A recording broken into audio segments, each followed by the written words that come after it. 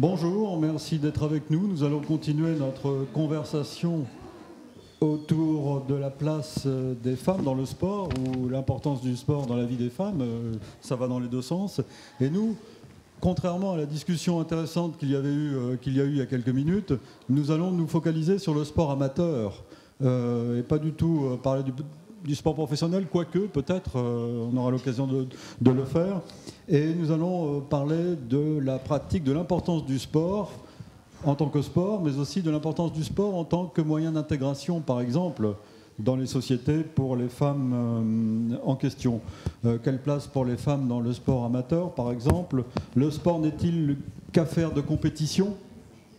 Est-ce que le sport permet aux femmes d'accéder davantage à la société? Il y a plein de questions que j'ai envie de poser avec nos invités. Vous allez voir, nos invités sont des spécialistes et des pratiquantes, si j'ose dire, du sport, en tout cas des femmes qui connaissent très bien le sujet. Alors, nous allons fonder cette rencontre sur une étude qui vient de sortir, qui est le baromètre national des pratiques sportives, qui va nous être dévoilée en 2022, qui va nous être dévoilée par Marie Battard, qui est notre première invitée, en tout cas par ordre d'apparition à l'écran, si j'ose dire. Vous êtes inspectrice de la jeunesse et des sports, c'est cela, et vous appartenez à la délégation régionale académique. Il y a beaucoup de sigles. Je vois la DRAGE. La DRAGES, c'est quoi la DRAGES? 1, 2, c'est bon. Alors la DRAGES, effectivement, donc, la DRAGES, c'est la délégation régionale à l'académique, à la jeunesse, à l'engagement et au sport. Donc ce sont les services de l'État, historiquement jeunesse et sport. Voilà, bon, plusieurs réformes à notre actif, mais voilà, donc nous sommes les services de l'État, jeunesse et sport, rattachés depuis 2 ans à l'éducation nationale, mais nous travaillons aussi en interministérialité avec voilà, tous les services de l'État. Alors j'ajoute que vous avez eu aussi des fonctions de dirigeante de club. Et on parlera par exemple du tennis. J'en profite pour dire tout de suite qu'il y a juste après cette rencontre une lecture autour de Suzanne Langlaine, la grande championne de tennis. Et je vous recommande de suivre cette lecture juste après cette rencontre. Deuxième invité, Alix Pinon. Alors quand je parlais de pratiquante, là vous c'est un cas d'école, parce que je crois que vous êtes toute jeune. Vous avez déjà pratiqué combien de sports? De mémoire, 9 ou 10. Pourquoi cet engouement pour le sport? Une légère hyperactivité à canaliser, légère, et ensuite l'envie de découvrir différentes disciplines, parce que je suis une réelle passionnée par le sport, en général par les sports. Et en ce moment, votre sport, c'est le rugby? Et actuellement, oui, je pratique du rugby. Le rugby, et vous avez fondé une association? C'est ça. En 2020, avec quelques amis, on a fondé une association, donc Orléans Rose Sportive. Cette association a été fondée pour développer et promouvoir le sport féminin sur Orléans. Les sports féminins sur Orléans. Émilie Tillier est notre troisième invitée, toujours par ordre d'apparition. Vous aussi, vous êtes une pratiquante. Vous êtes présidente de l'Argonne Orléans Handball depuis 2020. Et vous êtes éducatrice spécialisée de formation et handballeuse depuis plus de 16 ans. J'ai commencé à mes 8 ans et j'ai arrêté une seule saison en raison de la mixité de l'école de hand. Et vous, d'ailleurs, pour ne rien me cacher j'allais dire aux auditeurs, mais aux personnes qui sont dans la salle, vous avez un match juste après. Hein. C'est ça, match à 19h à Romorantin. Donc il faut vraiment finir à l'heure pour que vous puissiez aller à Romorantin après cette rencontre. Et vous, votre domaine vos convictions vous poussent à défendre la place des femmes dans le sport et cette inclusion dans le sport. C'est ça, le club de l'Argonne Orléans Handball, il est à 80% féminin, avec l'ensemble de ses équipes compétitives qui sont que des filles. De l'école de hand est mixte, donc de 5 à 10 ans, on a des petits garçons, et ensuite moins de 13, moins de 15, moins de 18 et senior filles, où on s'est engagé sur tous les championnats, que ce soit au niveau du département et de la région, et on intervient aussi sur les écoles. Et pour pousser cette dynamique d'inclusion, on intervient aussi dans le champ du handicap, sur le handicap mental avec une équipe de hand ensemble, et sur le handicap moteur avec une équipe de hand fauteuil. Pour compléter notre plateau, nous accueillons Marianne Barthélémy, qui est photographe et réalisatrice, dont le film Gagner des centimètres est diffusé là, en ce moment même, d'ailleurs, à l'occasion de ces voix d'Orléans. Un film que j'ai vu et que j'ai vraiment beaucoup aimé. C'est un film de 28 minutes, 30 minutes hein, à peu près, et qui parle de l'inclusion des femmes par le sport et qui raconte l'itinéraire de 4 cabossées, comme on dit familièrement, et qui, grâce au sport, reprennent confiance en elles, c'est ça ? C'est ça, j'ai suivi pendant plusieurs mois des femmes qui font un programme qui s'appelle Tout Sport dans un CIDFF, donc Centre d'information des droits des femmes et de la famille, à Angers, et qui, à travers une pratique sportive, vont retrouver confiance en elles et puis le chemin de l'emploi. Des femmes qui, en effet, ont eu des parcours avec des violences ou des parcours migratoires difficiles. Donc, voilà, des femmes qui, à travers ce levier-là, vont retrouver une communauté et puis un sentiment d'intégration. Ce qui frappe dans ce film, mais vraiment quand je vous recommande de le regarder, c'est le sentiment de liberté qu'ont ces femmes en découvrant le sport, en fait. C'est ça. Il y a beaucoup d'obstacles, on en parlait, à la pratique du sport amateur pour des femmes comme celle-ci qui ont peut-être entre 35 et 65 ans. C'est des femmes qui ont été éloignées du sport pendant longtemps, qui ont eu des vies parfois difficiles, comme je le disais, qui ont des corps qu'on n'imagine pas comme des corps d'athlètes. On a du mal à s'imaginer à les mettre en mouvement. Le premier obstacle. Un corps qu'elle redécouvre. Exactement. Ou qu'elle découvre même. Qu'elle découvre, on peut dire même, c'est ça. L'obstacle même de mettre une tenue de sport, c'est un peu le premier grand obstacle pour faire du sport. Et puis voilà, on n'imagine même pas qu'on est capable de certains mouvements, de certains sports. En fait, on ne peut pas s'imaginer être sportive. Et c'est là que ça commence un petit peu. Alors, nous allons commencer notre conversation en nous appuyant, grâce à vous, Marie Battard, à ce baromètre national des pratiques sportives qui date de 2022, enfin qui porte sur 2022. C'est important parce que le précédent, datait de quelques années. Hein, il était avant le Covid, donc il était intéressant de voir la différence dans les pratiques causées par le Covid. Et alors là, j'avoue, en regardant, grâce à vous, ce baromètre, je ne croyais pas que les Français étaient aussi sportifs. Et il y a un développement considérable de la pratique chez les plus de 15 ans, notamment grâce à la pratique féminine. Oui, alors effectivement, je ne m'attribue pas le résultat du baromètre, hein, puisque ce n'est pas moi qui ai réalisé cette enquête. D'ailleurs, il est en libre accès, hein, c'est l'INJEP, donc l'Institut national jeunesse. Merci de traduire. Je m'en étouffe, hein, vous voyez, de tous les sigles. L'Institut national de la jeunesse. C'est ça. De jeunesse éducation populaire, mais qui traite aussi des sujets de sport, donc qui est accessible gratuitement en ligne. Ils ont d'ailleurs beaucoup d'études de baromètres qui sont très très riches et parfois peu connus.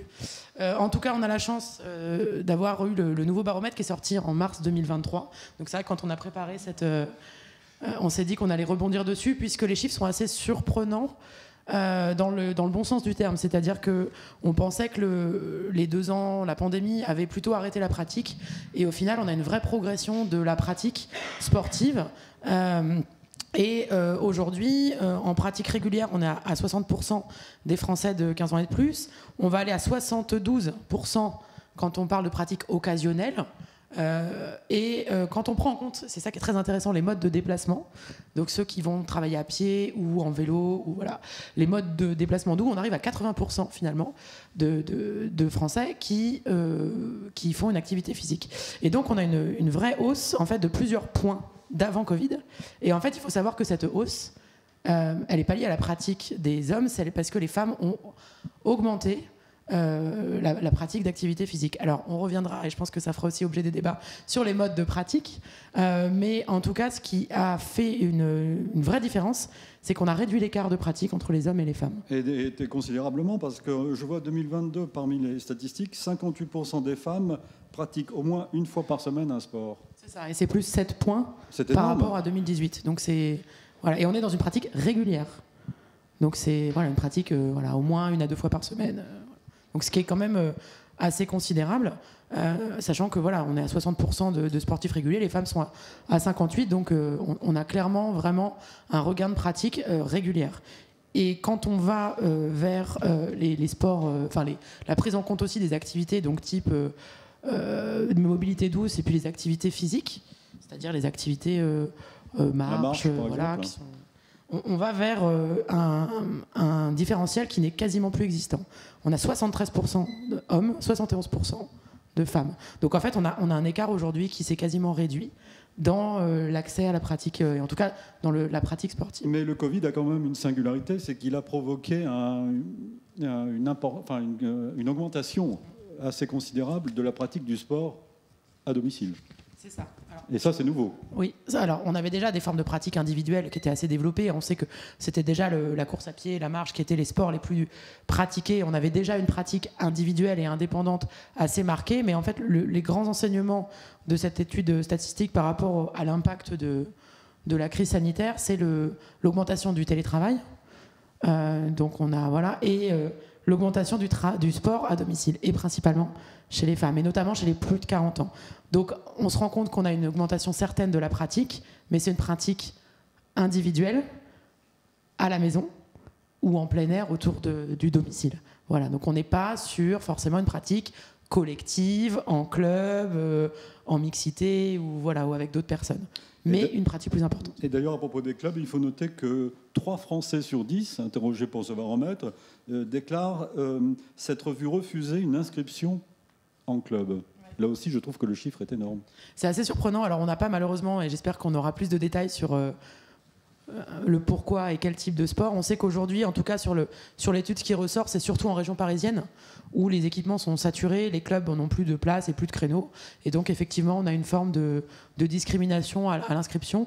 Et donc, effectivement, on a quand même pas mal de personnes qui se voient refuser l'accès à un club.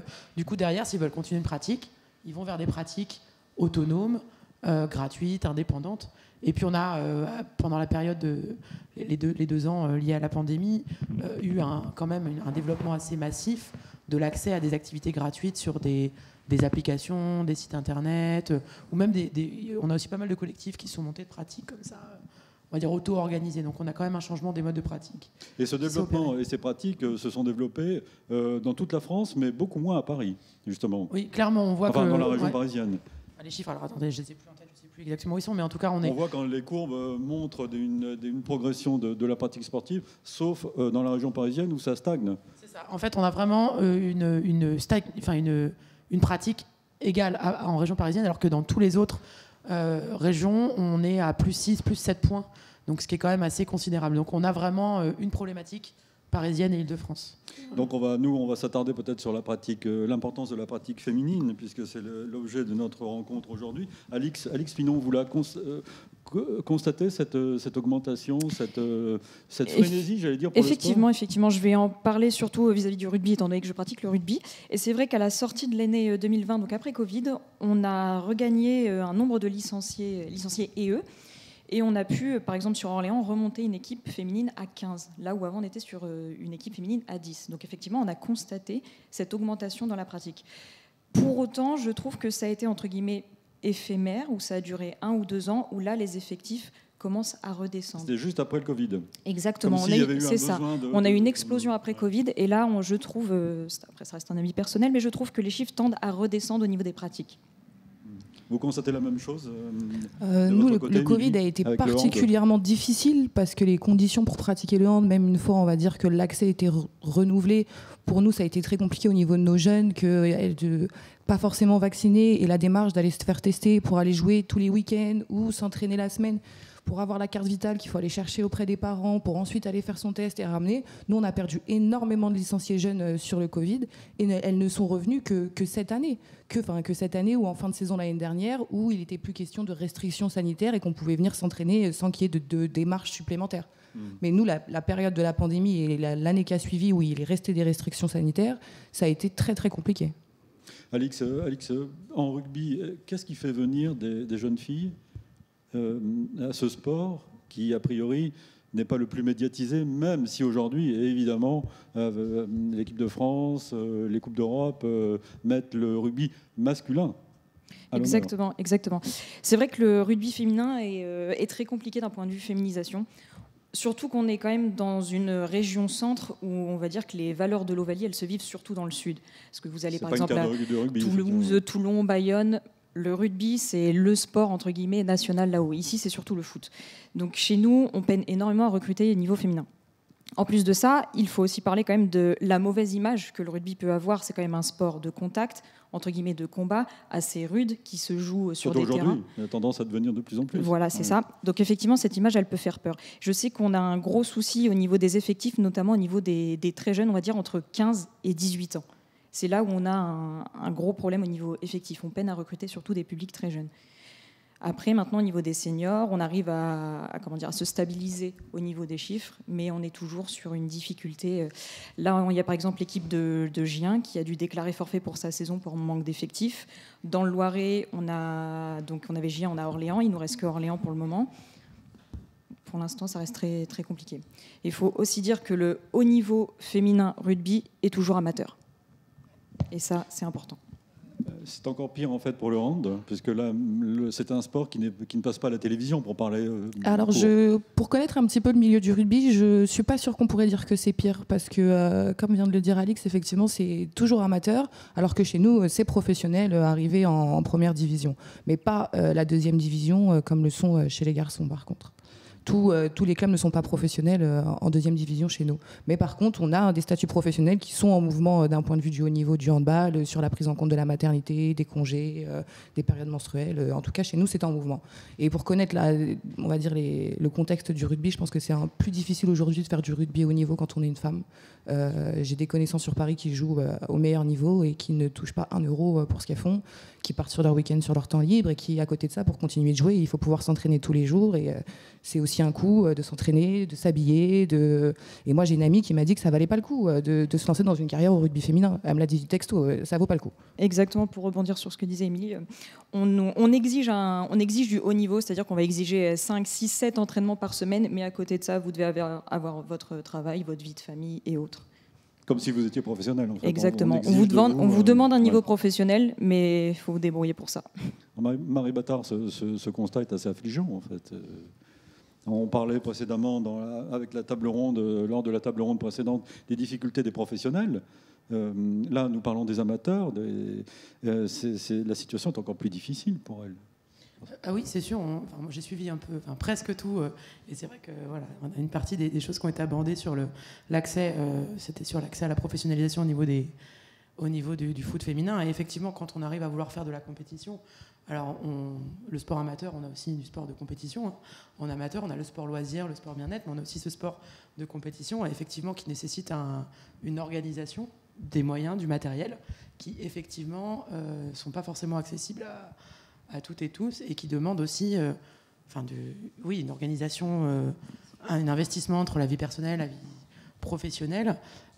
Et bon, on peut dire que quand même, dans la vie des femmes aujourd'hui, voilà, cette disponibilité, on a encore des... Et d'ailleurs, on l'a vu sur l'impact dans le Covid, je reviens sur les études qui ont été faites, mais on n'en est pas encore aux mêmes disponibilité, au même poids sur le foyer, etc. Et donc, ça demande une organisation encore supplémentaire pour les femmes qui veulent pratiquer en amateur, mais à s'engager dans des compétitions. Le sport de compétition, même si on est sur un niveau amateur, c'est le week-end, il faut s'engager dans une équipe. Donc voilà, c'est des choses qui prennent du temps. Est-ce que justement ce sport de compétition, c'est le sport, cette façon de voir le sport, c'est-à-dire la compétition, est prédominant dans ce que vous voyez? Parce qu'on parle aussi du sport loisir, du sport détente. Est-ce que la compétition, est-ce que le sport est immanquablement lié à cette notion de compétition? Votre avis? Enfin, pour ma part, je pense pas forcément. Ça dépend de la dynamique qu'on met dans la pratique qu'on fait, dans quel contexte. Quand on vient, vous, visiblement, vous faites de la compétition. On fait de la compétition, mais c'est, en tout cas, moi, je vois le sport aussi comme un outil éducatif aussi qui est utile pour les enfants et qui est nécessaire. Mais quand on joue un match, il y a forcément cette notion de compétition. Mais je pense que quand il y a des catégories d'âge, on n'est pas forcément sur la compétition elle-même, mais sur la progression. En tout cas, il y a forcément en tout cas, quand on joue des matchs le week-end et qu'on se déplace avec un maillot et qu'on joue pour un club, il y a l'envie de progresser, en tout cas. C'est aussi votre avis, Alix, sur l'importance en fait, de la compétition? Je dirais que c'est propre à chacun et que ça dépend des personnes. Effectivement, moi, le sport, je le vois comme une compétition. Je le pratique en compétition. Ouais.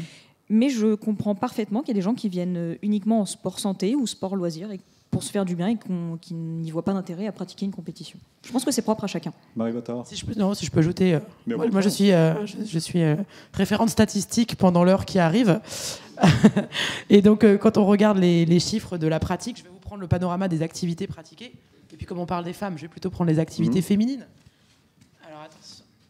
Je l'ai perdu. Les activités qui sont en tête, et j'ai même les chiffres dans la région, bon, ils sont un peu passés, mais en tout cas, les derniers chiffres, les activités qui viennent en tête sont des activités de loisirs. Donc, à savoir la marche, les activités gymniques, la randonnée, la danse. Et voilà. Et donc, en fait, finalement, on se rend compte que la pratique féminine est principalement de la pratique loisir. Il ne faut pas oublier la pratique en compétition, il faut la rendre accessible aussi. Mais en tout cas, aujourd'hui, sur les modes de pratique, on est quand même plutôt sur des pratiques de loisirs, en autonomie ou en club, mais voilà, plutôt des activités quand même de loisirs que de compétition. Oui, c'est-à-dire que ça veut dire que pour les femmes, le sport est plus considéré comme quelque chose de bon pour le bien-être, pour la santé, plutôt qu'un vecteur de compétition, non? Je pense que ça dépend. En lien Sans avec vouloir généraliser. en lien avec ce qu'on vient de dire juste avant, il y a aussi la capacité à s'organiser. Il y a aussi la capacité à être en mesure de faire une compétition, parce que faire du sport en semaine, c'est un fait. Se rendre à une compétition, c'en est une autre, ça demande d'autres organisations. Donc il y a des fois, elles ne peuvent faire que ça. C'est-à-dire que le week-end, c'est pas possible. Moi, je sais que dans mon équipe, par exemple, j'ai une joueuse qui vient avec sa fille à l'entraînement, qu'on emmène en match, qui reste avec nous sur le banc, parce que sinon, elle ne peut pas venir. Et il y a des fois où on a des mamans qui sont seules aussi, qui doivent le week-end, qui ne peuvent pas se déplacer parce qu'il faut aller chercher les enfants autre part. Enfin, il y a, je pense aussi, peut-être cette envie de sport bien-être et de le faire pour soi, mais je pense aussi, en lien avec ce qu'on vient de dire juste avant, qu'il y a aussi des freins à pousser notre pratique en compétition. Et en lien aussi avec ce qui a été dit tout à l'heure, est-ce qu'on se sent capable aussi, parce que moi j'ai beaucoup de femmes qui arrivent en me disant moi je veux jouer au handball en loisir, sauf que j'ai pas de catégorie loisir. Par contre, c'est tout à fait possible de venir s'entraîner avec nous sans jouer le match le week-end. Mais par contre, nous on essaye d'aller contre ce discours en disant c'est sûrement de la peur ou c'est autre chose, pour que ce sentiment, ce qu'on disait, de ne pas se sentir capable de pouvoir aller jouer en compétition, d'affronter d'autres choses et de pousser justement cette pratique qu'on pense au départ pour nous, au bien-être et sans compétition. On va revenir. Oui, allez-y. Du coup, je pense en fait que l'esprit de compétition chez les femmes, je pense aussi que ça renvoie en fait à l'image du sport féminin. Souvent, moi, ça m'est arrivé de dire oui, je pratique le rugby et on m'a dit tu fais des matchs, enfin, vous plaquez aussi comme les garçons. Enfin, en fait, c'est cette image-là de dire ok, une fille, déjà elle pratique du rugby, déjà c'est pas commun, mais en plus de ça, elle veut faire de la compétition. En fait, il y a cette image de sport féminin, du sport loisir, du sport bien-être, du sport pour garder la forme. Et ça vous énerve? Et ça m'agace particulièrement. Je sens que ça vous énerve.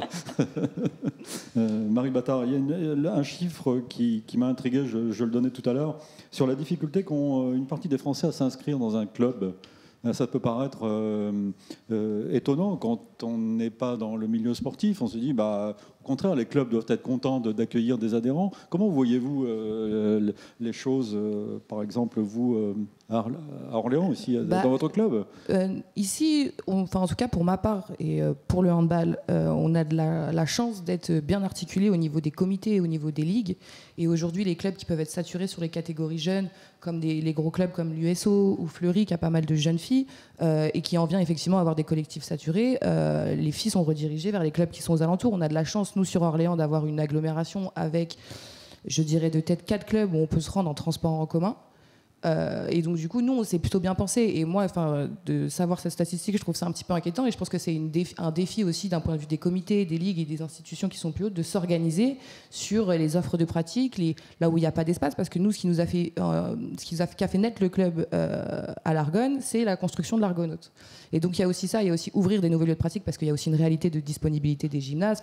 Il y a plein de choses, mais je pense qu'il y a un défi de s'organiser autour de répondre à tous ces besoins de sport. Moi, je trouve ça. On a pu avoir aussi, nous, à notre niveau, à la Ligue, dans des clubs plus reculés, où il a été question qu'il y a étant donné qu'il n'y avait que 3 filles qui avaient en dessous de 10 ans, qu'elles ne puissent pas participer aux compétitions, puisque c'est 1 ou 2 maximum. Donc du coup, la 3e, elle ne pourrait pas jouer. Donc c'est en fonction de là où on se trouve, je pense qu'il y a un défi à mettre en place, de tous travailler ensemble pour le sport, en fait. Donc il y a la pratique sportive en tant que sport, et il y a le sport comme moyen de s'insérer dans la société, pour employer un mot très générique. Il y a une chose aussi, un chiffre, une donnée qui dans l'étude qui m'a surpris, c'est sur le découpage sociologique et social de ceux qui font du sport, où il s'avère qu'il y a une surreprésentation des jeunes, alors je ne sais pas jusqu'à quel âge on est jeune pour ce baromètre, et une surreprésentation des hauts revenus et des diplômés. Ce qui voudrait dire que que d'après ces chiffres, ceux qui font du sport, celles qui font du sport, sont plutôt des diplômés à revenus moyens ou supérieurs. Même si on a un vrai regain de pratique pour les foyers les plus modestes, on se rend compte quand même que quand on arrive à un certain niveau de pratique ou quand on arrive dans les pratiques en club ou qui ont un coût un peu plus important, effectivement, on a quand même de fait un accès à la pratique plutôt favorisé pour les foyers les plus favorisés, mais avec ces nouvelles formes de pratique, et je pense qu'on y reviendra aussi avec ces nouvelles formes de pratique, avec de l'accessibilité à certains espaces gratuits de pratique d'activité ou avec on va dire l'activité en plein air plus l'activité à domicile et des activités peu coûteuses, on arrive quand même aujourd'hui à rendre accessible, en tout cas le plus gros taux de progression de pratique, il est sur les foyers les plus modestes. Parce qu'il faut reconnaître que pour certains sports, en tout cas, faire du sport, acheter des équipements sportifs, des vêtements, c'est un budget assez considérable. Et je ne parle pas de celles qui font 10 sports en quelques années, en fait, comme vous. Bien sûr, mais déjà aussi sans compter le prix des licences. Certaines licences peuvent... Combien coûte une licence, par exemple, pour avoir une idée Là, alors c'est très aléatoire, effectivement. Là, pour le rugby, je vais parler pour moi, c'est 200 € une licence à l'année. Ouais, la licence, chez moi, sur l'Argonne, pour les jeunes filles, est à 80 €. Voilà, donc ça dépend des clubs, ça dépend du type de sport, ça dépend de l'assurance aussi, enfin ça dépend de tout un tas d'administratifs. Et tout le monde n'a pas l'occasion de se payer une licence à 200 €. Et au-delà des licences et du matériel... Marianne Barthélemy, vous qui avez vu ça dans votre film. Oui, il y a aussi le temps. Je pense que c'est une valeur qui est très importante et dont Émilie a fait référence à ça aussi, la question de la garde. Pour beaucoup dans le cas de beaucoup d'inégalités de genre, la question de la garde est vraiment majeure. Et le sport, ça ne fait pas exception. C'est-à-dire que si une femme a la garde de ses enfants, le mercredi après-midi, le samedi, le dimanche, peut-être qu'elle ne pourra pas aller pratiquer le sport en compétition, ou elle devra trouver un arrangement, une solution de garde, ou amener ses enfants avec elle. Et c'est vrai que ça, c'est un vrai frein. Et en faisant ce documentaire, justement, je me suis rendu compte de cette problématique de femmes qui sont... Alors, il faut rappeler quelle est la trame de votre film pour que tout le monde comprenne de quoi nous parlons. C'est ça. Donc j'ai réalisé ce documentaire qui s'appelle « Gagner des centimètres », sur lesquels... Vous suivez pendant 4 lesquels femmes. j'ai suivi 4 femmes issues de quartiers prioritaires à Angers, qui se retrouvent une fois par semaine pendant 2 heures pour faire du sport pendant plusieurs mois, accompagnées par une conseillère emploi, puisque c'est fait par un CIDFF, et aussi par une enseignante en éducation physique adaptée, et différents intervenantes sportifs. Et donc, une fois par semaine, elles se retrouvent faire du sport pendant 2 heures, et ce créneau-là est hyper important parce que justement, le choix déjà du créneau est hyper important. Il faut que tout le monde ait une solution de garde. La plupart de ces femmes ont des enfants. Et c'est un moment qui est pour elles, un moment où elles peuvent venir... c'est un peu ce qu'on disait tout à l'heure sur le sport, entre guillemets, bien-être ou loisir. À ce niveau-là, je ne sais même pas si on peut parler de bien-être, mais peut-être même juste de, je sais pas, survie ou c'est l'étape peut-être, prendre soin de soi à un niveau assez primaire. Donc c'est vrai que le temps, je trouve que c'est aussi une des raisons pour laquelle on peut parler d'inégalité dans le sport, dans les genres. Et vous insistez d'ailleurs, puisque là, nous allons commencer à parler justement du sport considéré comme une activité, un moyen de se réinsérer ou de s'insérer tout simplement. Vous soulignez, et d'ailleurs dans le film on ne voit que des femmes, l'importance de la non-mixité en quelque sorte, dans ce genre de situation. Oui, alors on en parlait d'ailleurs tout à l'heure avant la table ronde. Donc ces femmes en effet se retrouvent en non-mixité choisie pour faire du sport, et cette étape de non-mixité est hyper importante parce que non-mixité choisie, c'est important, le terme est voilà, important, c'est délibéré, et je dis ça puisque il y a par exemple dans l'espace public une non-mixité de fait de sport. Donc dans les équipements sportifs, par exemple dans la ville d'Angers, il y a pas mal d'équipements sportifs qui sont disséminés comme on peut voir dans pas mal de villes. Et vous voyez souvent quand vous passez devant ces équipements sportifs, il n'y a pas beaucoup de jeunes femmes qui les utilisent ou de femmes tout court. Voilà, c'est pas mal des hommes. Et donc ça, c'est une non-mixité de fait. Donc c'est vrai que c'est important de les mettre en relation les unes avec les autres, ces non-mixités.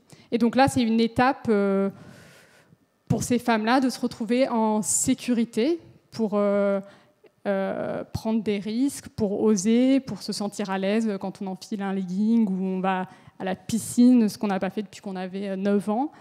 Et puis, l'idée, par contre, c'est que au fur et à mesure, petit à petit, elles prennent confiance et que, ultimement, elles pratiquent le sport voilà, à la salle ou dans les équipements sportifs en mixité.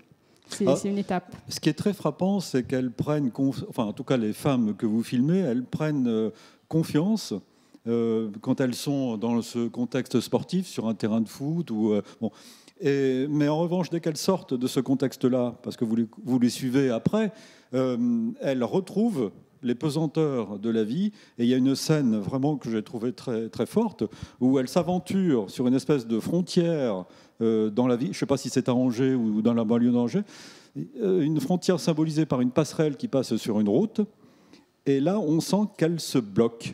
Pourquoi ? Parce que de l'autre côté de la plateforme, il y a une terrasse avec des commerces qui sont dominés par terrasses et cafés, etc., qui sont dominés par les hommes. Et là, on sent c'est assez saisissant qu'il y a un apartheid de fait, j'utilise le mot à dessein, une séparation. Et là, on se demande, mais qu'est-ce qui s'est passé ? Donc c'est ça, cette scène à laquelle vous faites référence, c'est une scène où elles font une exploration, enfin une marche urbaine. Une exploration, Angers. Oui, le mot est assez voilà. Et donc l'idée, c'est justement de les entraîner à explorer petit à petit le monde, enfin aller au-delà justement de ce cocon qui est le monde du sport, programme Tout Sport. Voilà. Oui. Et donc, en effet, elles arrivent dans cet espace public qui est vraiment dominé par des hommes, et d'ailleurs qui leur font des remarques, etc. Enfin voilà, le harcèlement de rue qu'on peut connaître. Ce qui est saisissant, c'est que d'elles-mêmes, avant même qu'elles voient les hommes, elles s'arrêtent en fait. Ouais. Enfin, en tout cas, elles rechignent à passer la frontière.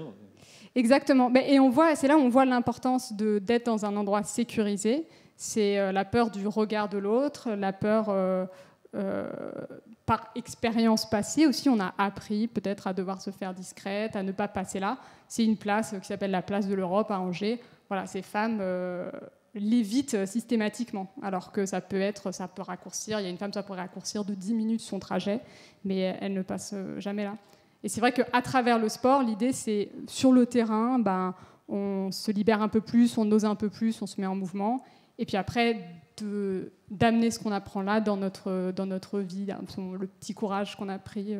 C'est vrai, il y a une femme qui dit « ça m'a donné plus de force en moi ». Donc c'est un petit peu ça, quoi, l'idée. Prendre de la force physiquement, mais aussi en soi. Et c'est là qu'on voit l'importance du sport considéré comme moyen, justement, de surmonter ces obstacles. Que pensez-vous ? Vous avez vécu ce genre de situation avec des jeunes femmes que vous avez vues ou pas sur les jeunes filles, plutôt, on a plus cette question où on arrive sur la période adolescente et que le corps change. On a des filles qui sont aussi très grandes et qui n'acceptent pas être plus grandes que les garçons et que c'est des moqueries, c'est du harcèlement à l'école aussi. Mais il se trouve que dans le sport, et notamment dans le handball, être très grande peut être un bon avantage. Il y a donc cette notion de taille, d'évolution du corps, et il y a aussi des jeunes filles qui vont arriver en léger surpoids et qui vont pas être à l'aise, qui vont aussi subir des moqueries. Et encore une fois, au hand, être, on va dire, plus tonique et être sur ses jambes, ça peut aussi être une force, et c'est comme ça qu'on arrive avec des jeunes filles qui au début arrivent très renfermées, ce qu'on disait aussi un petit peu tout à l'heure, elles arrivent à l'entraînement les bras fermés, elles restent le long du corps, et puis petit à petit qui vont s'ouvrir à l'entraînement, être beaucoup plus à l'aise, courir, être en mesure de faire d'autres mouvements qu'elles n'étaient pas forcément en mesure. Donc sur les jeunes filles, en tout cas sur cette période de l'adolescence, il y a cette question-là aussi qui se pose. C'est votre avis aussi, Alix ? On dit, en tout cas pour le rugby masculin qui m'intéresse un peu, qui est un très beau sport, le rugby, qu'il y a de la place pour tous les physiques, en fait, toutes les morphologies. C'est aussi le cas pour les Exactement, c'est ce que j'allais dire. Là où il y a un problème de discrimination en termes de poids dans les autres sports, clairement, au rugby, il n'y a aucune discrimination sur le poids. Donc, il y a toutes les silhouettes il y a possibles, absolument en fait. tous les gabarits, toutes les morphologies. tailles, toutes les formes, toutes les morphologies. Donc, il n'y a aucun problème en termes de discrimination sur le corps au niveau du rugby. Il y a moins de prototypes en plus chez les joueuses de rugby. Chez les hommes, on va avoir des joueurs qui sont forcément hyper musclés. Et moi, pour avoir fait une petite saison de rugby aussi en parallèle du hand, on avait un panel de joueuses d'une petite joueuse d'1m50, 40 kilos, à la joueuse qui avait dépassé la centaine de kilos et qui était en première ligne. Enfin, je trouve qu'au rugby féminin, il y a cette richesse-là où il n'y a pas de profil type pour une équipe. Exactement. Et moi, je suis très fière et très contente d'avoir dans mon équipe des petites, des grandes, des grosses, des moins grosses. Enfin, c'est la richesse du rugby. De rugby, quoi. Exactement. Marie Battard, quel est votre regard sur cette façon qu'a le sport de décomplexer, d'épanouir des individus et notamment des femmes? Alors, on ne fera pas ce que je disais, on s'est épargné les bienfaits du sport, puisque aujourd'hui, ils sont complètement acquis. Ah oui, c'est acquis qu'aujourd'hui, il faut faire du sport. Aujourd'hui, c'est acquis, et même les chiffres montrent que les gens et les femmes ont acquis le fait que l'activité physique, voilà, c'est quelque chose d'important, c'est bien, etc. Et aujourd'hui, en tout cas, on a expérimenté, alors sur le sport féminin, il y a encore plein de choses à faire, mais en tout cas, on remarque que toutes les expérimentations qui utilisent le sport comme vecteur d'insertion, vecteur d'épanouissement, vecteur d'insertion professionnelle, pour des gens qui ont subi des violences, pour des personnes qui on l'a fait avec des... Alors on sort un peu du contexte féminin, mais on a tout un programme pour les demandeurs d'asile, les personnes qui sont en CHRS, et puis on a des femmes aussi qui ont des parcours de vie assez terribles dans ces structures, et on l'a vu aussi dans ce qui a déjà été évoqué. On n'a plus à le prouver aujourd'hui. On le sait. Après, c'est comment on l'encourage, comment on l'accompagne. Et là, il y a encore un enjeu. Alors, on a des acteurs qui travaillent très bien. Et aujourd'hui, l'enjeu, c'est vraiment... Bon, maintenant, on sait que ça fonctionne. On sait que c'est le meilleur moyen d'émancipation, de prise de confiance, même pour la santé, au-delà de la santé, pour tout, quoi. C'est vraiment... Et aujourd'hui, c'est comment on l'accompagne. C'est la question vraiment qu'on se pose, que je me pose moi à titre personnel, mais au-delà de ça, que même les services publics se posent, et on se pose l'accès à l'activité, l'accompagnement dans l'activité, puisque on a des personnes qui vont vers l'activité, mais d'autres qui sont complètement éloignées. Et c'était un peu l'objet du public que vous avez suivi. Enfin, je veux dire, elles n'auraient peut-être jamais fait ou refait d'activité physique sans être passées par là. Un club de quartier qui va aller capter des publics, notamment à l'école. Voilà, on a un enjeu, peut-être qu'on y reviendra après, mais on a toute cette réflexion sur comment on emmène les gens vers le sport, comment on continue de démocratiser l'activité physique. On peut en parler tout de suite parce que est-ce que tout ça commence à l'école, ou quel est aussi le poids des médias, en fait, de la télévision, de la médiatisation des sports? Ça, c'est un sujet, Marianne, qui vous intéresse. Comment représenter le sport amateur, par exemple? Parce que ce qui fait venir souvent les jeunes en général, et les jeunes filles en particulier, c'est le sport vu à la télévision, non? Oui. Ce que j'allais dire, c'était cette question de comment montrer des corps qui font du sport, qui sont peut-être pas les corps qu'on a l'habitude de voir faire du sport. Elle était très importante pour moi. Et en effet, c'est un des premiers obstacles au sport amateur, c'est qu'on se dit, je n'ai pas un corps d'une personne qui fait du sport. Donc, comment pourrais-je faire du sport ? Mais c'est important ce que vous dites, parce qu'on est dans une société aujourd'hui qui vante le corps, un corps parfait, un idéal absolument ridicule. Et là, c'est pas le cas du tout. Là, on est dans la vraie vie, en fait. C'est ça, ouais, on est dans la vraie vie. Et en effet, c'est dur de se défaire de ces injonctions-là du corps. Et donc, de mon côté, moi, je me demandais comment est-ce qu'on va filmer ces corps, parce que à la fois... avec douceur, en respectant la dignité de cette personne. Comment est-ce qu'on va montrer ces corps en mouvement, faire du sport, à quoi ça peut ressembler.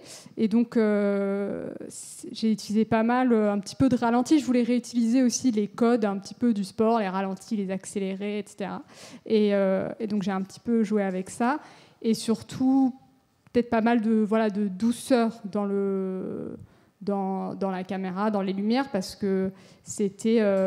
parce que j'ai utilisé le mot cocon tout à l'heure, mais c'est vrai que ces femmes, elles étaient dans une période de transition assez fragile, et donc un regard peut vraiment être assez difficile à ce moment-là, de se voir faire du sport. Et donc c'est ça, mais donc la volonté à la fois de protéger ces femmes dans mon regard sur elles, et aussi, enfin pas protéger, mais préserver, enfin respecter.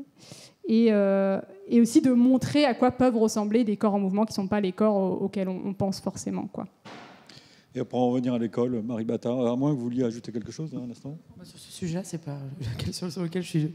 Justement, je voulais plutôt rebondir sur l'idée de déconstruire, en fait, justement, parce que là, l'idée de l'objet des images, c'est de déconstruire, et on a tout un travail sur déconstruire, justement. Et finalement, je pose une question, hein, mais on sait que le fait d'avoir des stars, d'avoir de la diffusion télé, on sait forcément que ça amène dans les clubs.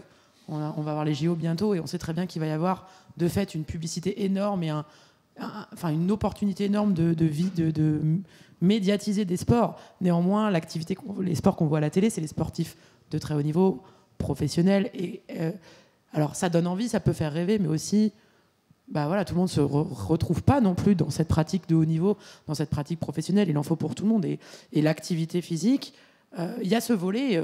On va aller faire de l'activité dans un club. Les JO, ça va être un moment extraordinaire de diffusion télé, on sait qu'il va y avoir quelque chose à créer, un héritage à créer avec ces JO, et on pense aussi dans le sport, là on est vraiment dans la question du sport amateur et le sport pour tout, et il y a aussi l'activité physique qui sort de toutes ces activités qui sont faites par des fédérations ou dans les compétitions, et c'est là où il faut déconstruire. L'activité physique, elle est accessible à tout le monde.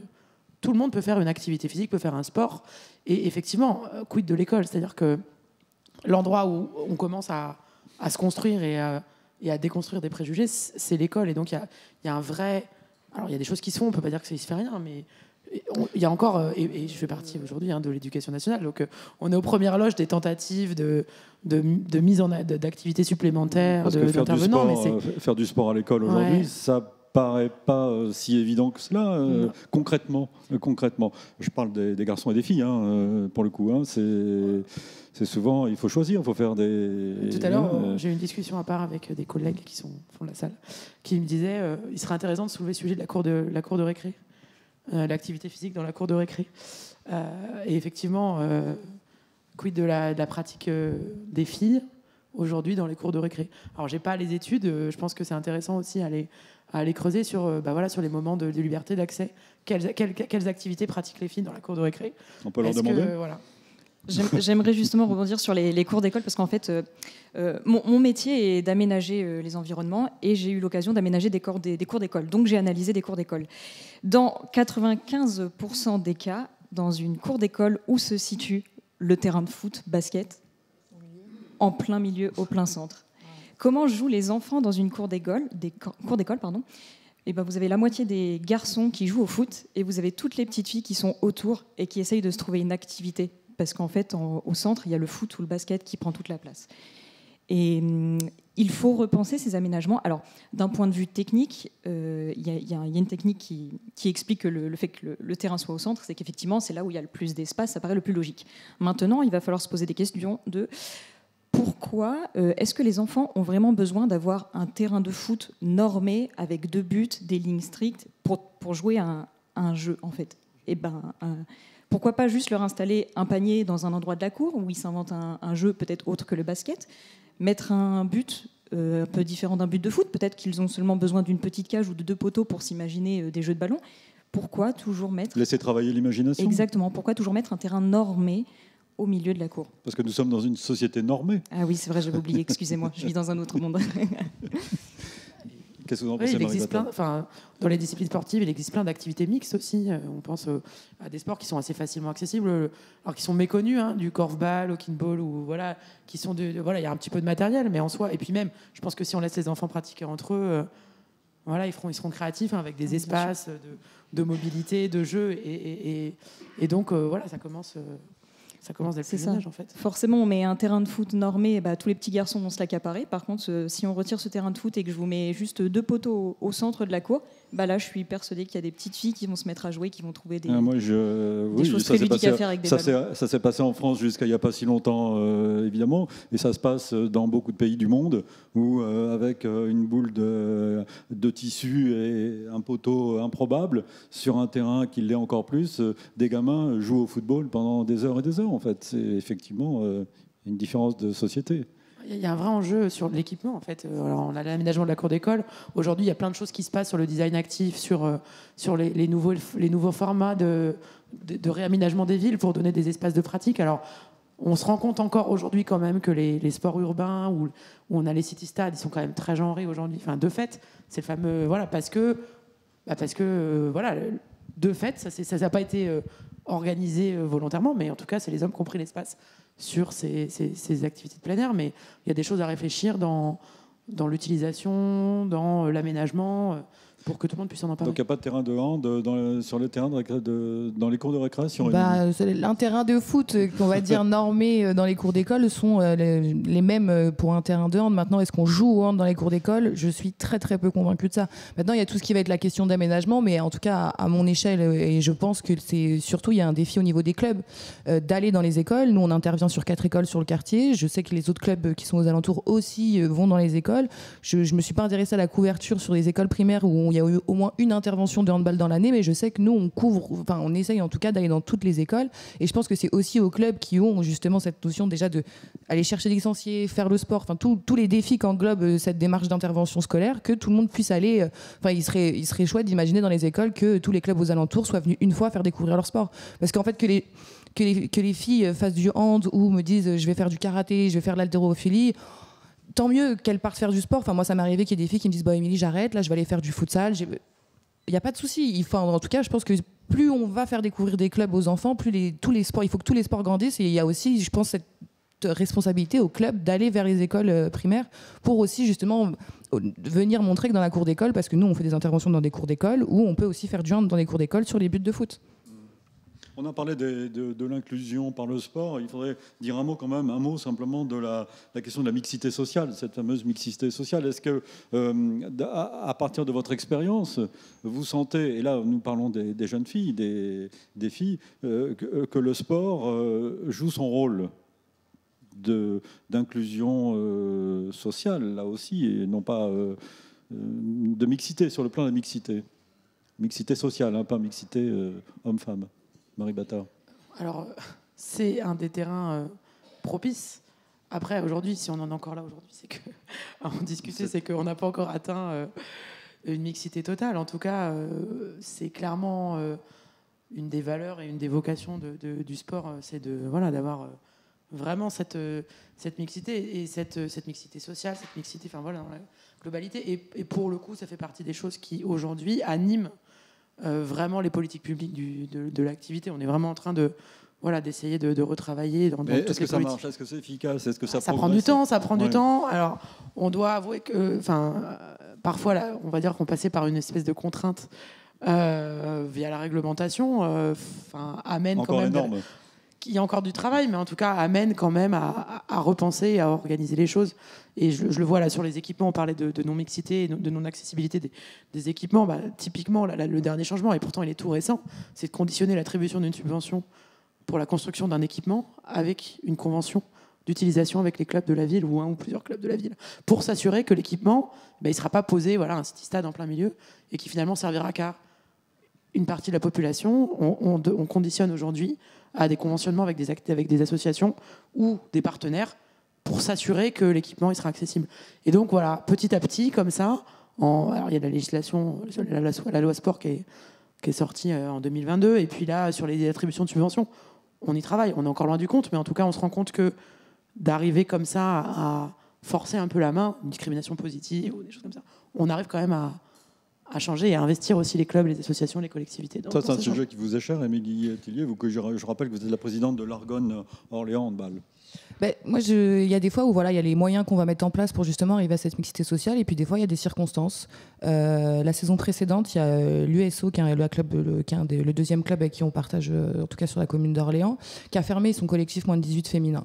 Et donc du coup, les 4-5 joueuses qui restaient sont venues jouer chez nous. Et donc aujourd'hui, sur mon collectif moins de 18, je suis très très fière d'avoir une mixité sociale à 50-50 de jeunes filles qui viennent de l'hypercentre d'Orléans ou même de Orme, et la moitié qui sont des jeunes filles qui viennent du quartier, qui sont au club depuis 2017 et qui n'ont pas lâché le hand. Et aujourd'hui, les voir sur un terrain, déjà, ça donne beaucoup d'espoir. Et nous, en tout cas, dans notre club, on a gagné sur ça. Aujourd'hui, en moins de 18, j'ai une mixité sociale qui est, en tout cas, je vois pas comment je pourrais faire mieux aujourd'hui avec mon 50-50. Et après, c'est pas valable sur tous les collectifs. En moins de 15, c'est plus compliqué. On est moins ouvert, on va dire, sur le centre-ville. On a des joueuses qui sont beaucoup plus situées que sur le quartier. Mais c'est ce qui est très bien aussi, parce que c'était le premier défi. Faire vivre un club sur le quartier avec l'objectif de faire du sport de proximité.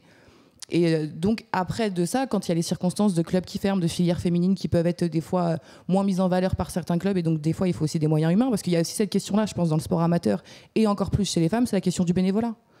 Moi, pour ma part, je me retrouve, vous l'avez dit, je joue après, mais juste avant, j'étais en train de siffler un match de moins de 15. Tous mes week-ends sont consacrés au club de hand, parce que concrètement, sur le terrain, j'ai que un apprenti et un service civique.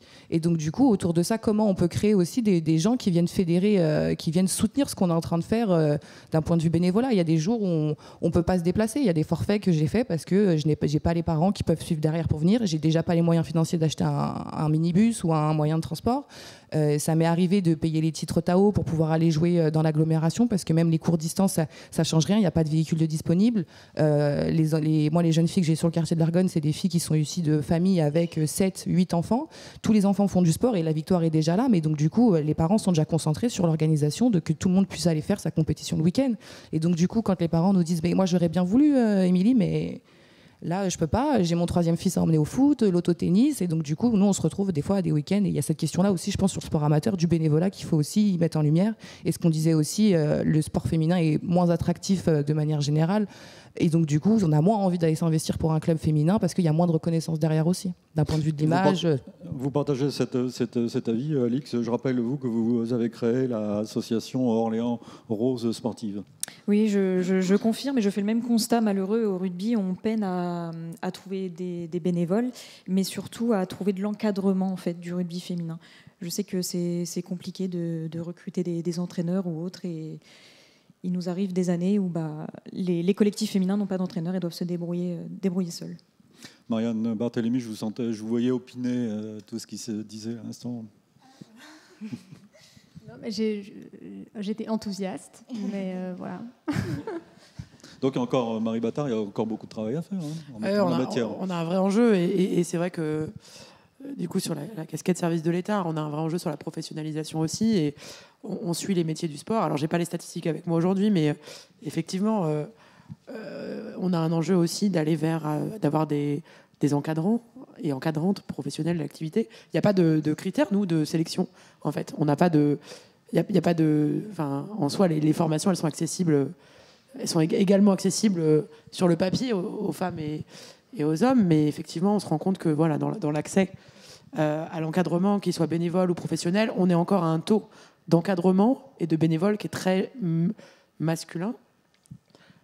Et donc parfois qui rechigne un peu. Alors ça refait un peu écho avec ce qui a été dit juste avant sur l'entraînement du foot, où finalement c'était presque la sanction de l'éducateur d'aller entraîner l'équipe féminine de foot, alors que c'est assez terrible parce que on en est encore aujourd'hui parfois sur ces représentations-là, et je pense que voilà, on a un enjeu dans la professionnalisation, c'est-à-dire que l'accès au diplôme, mais aussi dans les fédérations sportives, l'accès au bénévolat, à l'encadrement et au fait que les femmes prennent leur place aussi dans les instances dirigeantes. Donc la loi Sport 2022 change et va imposer petit à petit une parité dans les instances. Mais voilà, le temps que ça se mette en place, on a encore un petit peu... Je voudrais qu'on dise un mot quand même, pour terminer cette rencontre, sur le tennis qui a toujours réussi. Et là, je vous pose la question parce que vous vous êtes occupé de tennis également. Il n'y a jamais eu de problème de mixité au tennis? Alors peut-être de mixité sociale, mais pas de mixité des genres. Voilà, en clair, de mixité des genres, non. Mais je pense que d'ailleurs, ça a été évoqué juste avant, et ça sera, je pense, réévoqué aussi. On a eu des femmes très fortes dans le tennis qui se sont imposées et qu'on négocié, qui ont pris la parole et assez rapidement, voilà, il y a eu des vedettes au niveau international. Je pense à la Billie King, et on en a d'autres. On a des Serena Williams qu'on fait plus dernièrement, qui sont vraiment montés au créneau et qu'on valorisé. Mais c'est vrai que c'est un sport, pour le coup, totalement mixte. Il y a une égalité femmes-hommes dans l'accès, dans la médiatisation, dans les primes aujourd'hui, dans l'accès à la professionnalisation et dans le haut niveau et dans les clubs. Les clubs sont vraiment mixtes. Et c'est vrai que voilà, il y a quelque chose aussi sur le plan social. Sur le plan social, effectivement, il y a quand même des gros progrès parce que initialement, c'est quand même un sport qui coûtait assez cher. Alors en région parisienne, on n'en parle pas. Par contre, voilà, dans la région, on sait que les clubs ont vraiment fait un effort considérable pour aider. Certains sont implantés dans les quartiers, d'autres font un effort, vont dans les écoles et aident. Il y a des aides au déplacement, des aides à l'acquisition de matériel, etc. Et on a vraiment, en tout cas, le tennis, c'est un des sports qui s'est penché assez tôt sur l'accessibilité, la mixité. Et donc, effectivement, aujourd'hui, on est sur un sport qui est totalement mixte. Donc, c'est une sorte de modèle à suivre, non ? Modèle à suivre. Après, sachant que chaque sport est différent. Après, la Fédé a eu sa part de responsabilité aussi, je pense, et on a eu beaucoup d'argent dans la fédération grâce à Roland Garros qui a réinvesti dans les clubs.